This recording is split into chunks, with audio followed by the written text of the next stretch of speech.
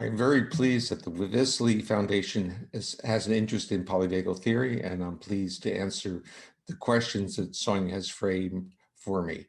First, I see that polyvagal theory brings to psychiatry in general a very important concept. It's that the focus is not on what people say, it's really the focus is on their bodily state. So the therapist needs to be able to learn to read the physiological state of their clients. And if their clients are in a state of stress or tension, or are they relaxed, no therapy is going to be efficient unless the individual's physiology supports it. And it will only support that when the physiology is in a state of safety and not a state of defense. And you can get these cues by looking at facial expression, listening to the intonation of voice, looking at muscle tension in the body and gestures, because all those systems are linked to our neuroregulation of our viscera and primarily our vagal regulation of the heart. I think that many mental health caregivers want to fix or be helpful to the state of their clients. And this desire on the therapist to fix or to help often comes across to the client as threatening. So I think the first part of how a therapist should respond to a client is that to learn to be a good witness, to listen, to in a sense see the physiology of that individual. And their role is really to be supportive. And that means send cues of safety through intonation of voice, through facial expressivity, and also to understand that when someone is highly anxious or has a trauma history, that close proximity will be a trigger to that individual's defense systems.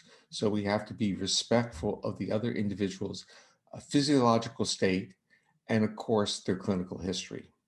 The polyvagal perspective in dealing with someone who is expressing stress or PTSD symptoms or even social withdrawal, the procedure, or not the procedure, the bias or perspective is that it's not a narrative about the event that will be helpful. It's a narrative about the physiological state that the client is in, which will lead them further along the journey to being re-embodied.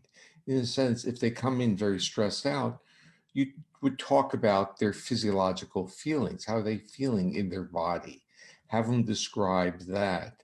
And sometimes they will have almost an aha moment of new awareness because they're so focused on events and on the narrative of the event that they have, in a sense, through that narrative model, they have suppressed or become numb to their own bodily feelings.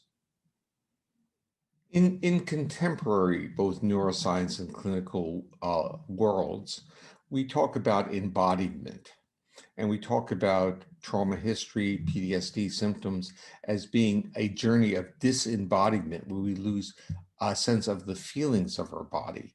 And then we start, in a sense, overriding the normal neural feedback channels. This results in comorbidities because what we're disrupting the normal homeostatic function of our visceral organs.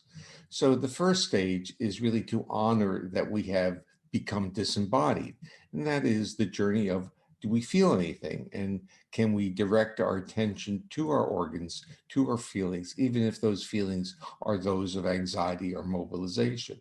Can we describe those? And in describing them, do we start on this journey of becoming re-embodied in our body, where we start respecting and honoring our physiological shifts that historically within our own history have served to try to protect us from a dangerous world.